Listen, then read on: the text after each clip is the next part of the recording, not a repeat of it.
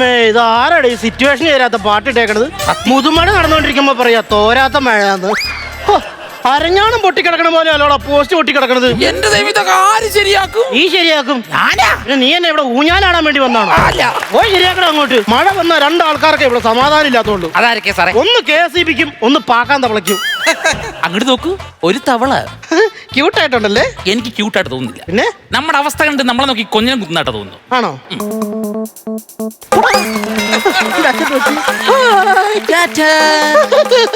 എന്തിനാ സാറേ കരയുന്നേ? എന്റെ ചെറുവരലും കൂടി അതിന്റെ കൂടെ പോയടാ. വിളിക്കുന്നു. എന്തോ ഇലയുടെയാ? എല്ലയുടെ അല്ല, ഫോൺ നനയാതിരിക്കാൻ വെച്ചതാ. ഹലോ ഹലോ ഹലോ, KPSC അല്ലേ? നാടകം വല്ലതും ബുക്ക് ചെയ്യാനാണോ? അയ്യോ അല്ല, പിന്നെ ഈ കറണ്ടുമായിട്ട് ബന്ധപ്പെട്ട ആൾക്കാരല്ലേ? എടാ മണ്ട, അത് CBSE.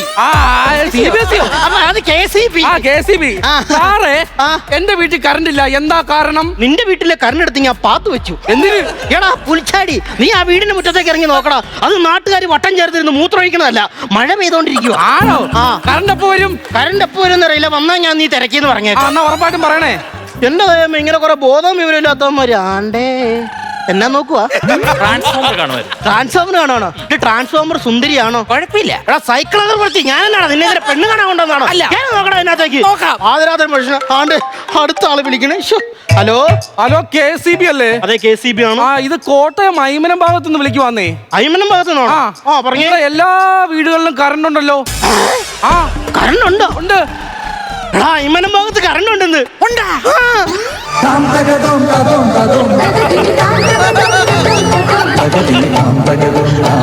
ആഘോഷിക്ക്. കോട്ടയം തവണ മാത്രമേ ഇന്ന് കറണ്ട് ഉള്ളൂ.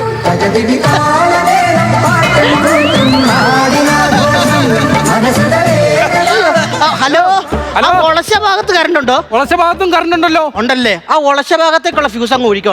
സാറേ, അതെന്റെ അളിയന്റെ ഇവിടെ ഈ മഴയത്ത് അവൻ അങ്ങനെ കിടന്ന് സൂഹിക്കണ്ട. അതെ, ഇയാൾ ഇവിടെ വരുവാണെങ്കിൽ നമുക്കൊരു കേക്കൊക്കെ മുറിച്ചിരിക്കാം. അയ്യോ, കേക്ക് ഒന്നും മുറിക്കണ്ട സാറേ. പകരം ഒരു ഹെൽപ്പ് ചെയ്യാവോ? എന്ത് ഹെൽപ്പ്? ഈ ഐമനം ഭാഗത്തെ കറണ്ട് ഒരു 11-11:30 ആകുമ്പോ ഒന്ന് കട്ട് ചെയ്ത് തരാവോ? എന്നെ എടുക്കാനായിട്ട്? എനിക്ക് എന്റെ കാമുകിയുടെ വീട് വരെ ഒന്ന് പോവാനാ. മറ്റവനെ ഞാൻ നിനക്കുള്ള മാമപ്പടി ചെയ്യാൻ വേണ്ടി ഇരിക്കണോളാ. KSEB നിനക്ക് പുള്ളകളിക്ക് ഇരിക്കണോ?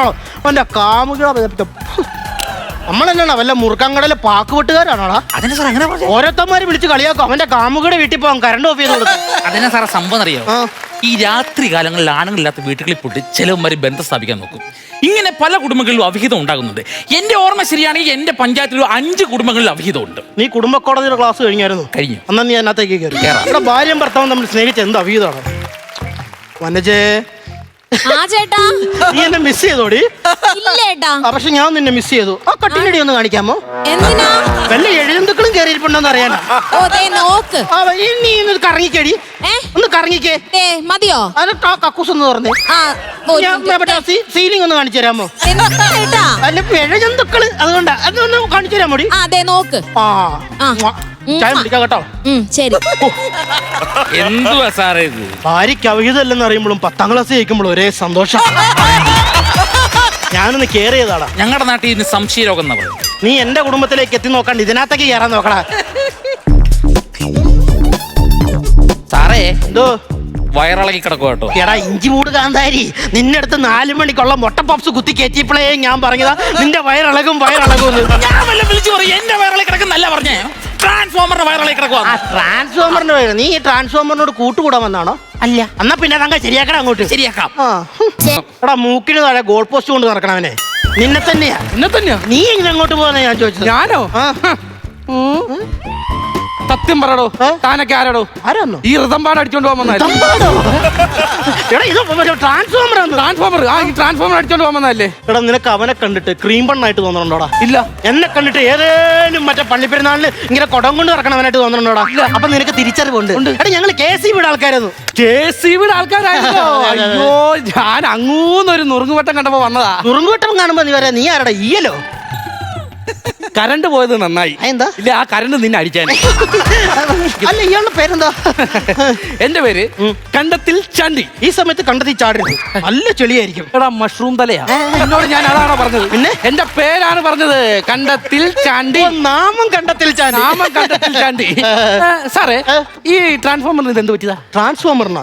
ട്രാൻസ്ഫോമർ 6 ദിവസമായിട്ടിരുന്ന് മഴ നനയുമല്ലേ. ട്രാൻസ്ഫോമർ ചെറിയൊരു പനി. അപ്പൊ ഞങ്ങൾ ഓർത്തു മൂക്ക് ചീറ്റി ഒരു സിട്രസൺ കൊടുത്തിട്ട് വീട്ടിൽ പോകാൻ. നിന്റെ കിണറ്റിൽ വെള്ളം ഇറങ്ങിയോ? ഇറങ്ങി. അല്ല, നീ രാത്രി ഇത് അങ്ങോട്ട് പോടാ. എന്റെ അഭിഷേകിനെ കാണുന്നില്ല. അഭിഷേകാര അനിയനാണോ? അല്ല. ചേട്ടനായിരിക്കും. അല്ല. ആരാടത്? എന്റെ പൂച്ച.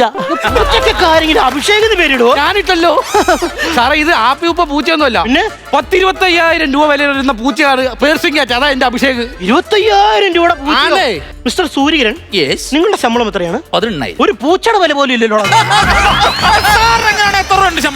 എന്റെ ശമ്പളമാണ് ഇവിടെ വിഷയം. പൂച്ചേനെ കണ്ടില്ലെങ്കിൽ നമ്മൾ എന്ത് ചെയ്യണം അറിയാമോ? പൂച്ചയുടെ ഒരു ഫോട്ടോ ഒട്ടിച്ച് മിസ്സിംഗ്, ഇതിനെ കാണാനില്ലെന്ന് പറഞ്ഞ് നമ്പർ എഴുതി എവിടെയെങ്കിലും ഒട്ടിച്ചു വെക്കണം. അപ്പൊ തിരിച്ചു വരും.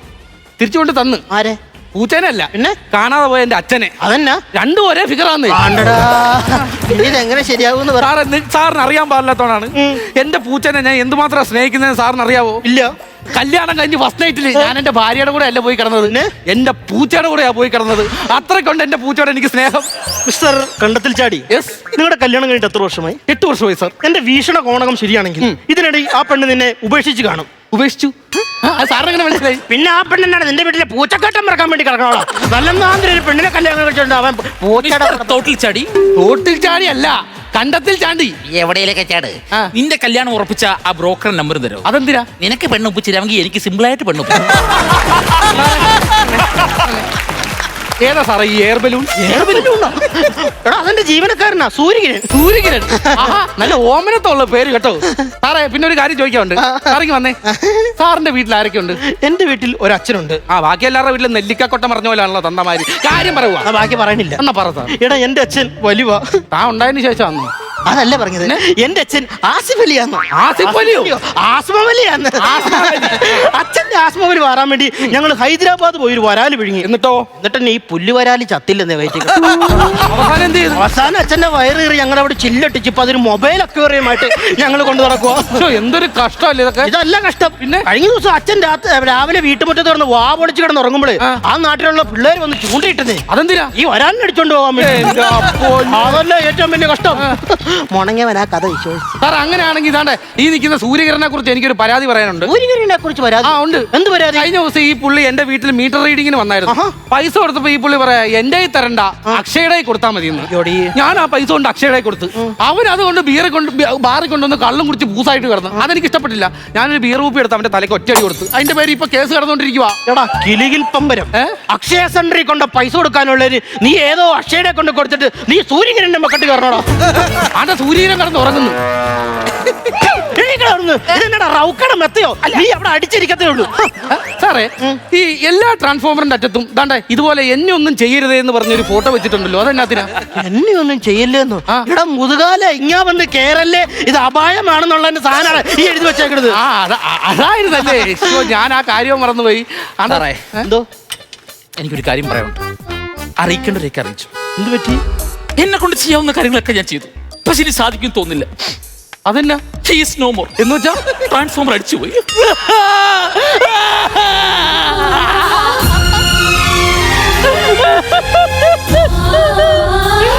കൊണ്ടുപോകല്ലേ, അവരെ കൊണ്ടുപോകല്ലേ.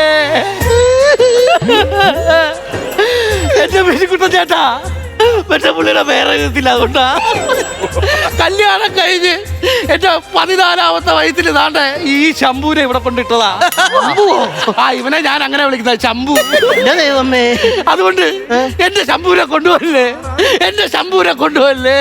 ഒരു കാര്യം ചോദിച്ചോട്ടെ, സംഭവം ഇത്ര നേരം നിന്ന് തെറ്റിച്ചില്ലേ, അത് മെയിൻറ്റെയിൻ ചെയ്യാൻ കളിച്ച്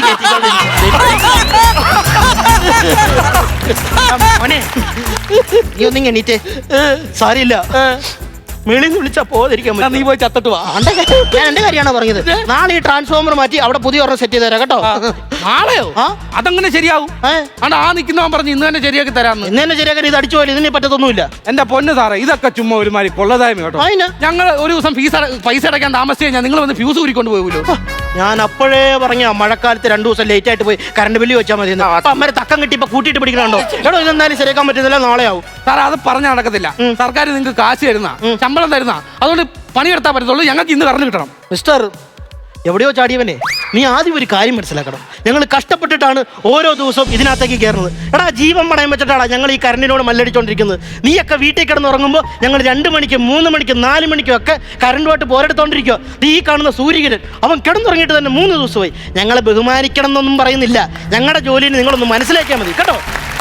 സാറേ ക്ഷമിക്കണം, വീട്ടിൽ ഭാര്യയും 3 കുഞ്ഞുങ്ങളൊക്കെ ഉള്ളതാ. അവർക്ക് കാറ്റും വെളിച്ചൊന്നുമില്ല, കിടക്കാൻ പറ്റിയല്ല. അതുകൊണ്ട് ഞാൻ പറഞ്ഞു പോയതാ, ക്ഷമിക്ക്.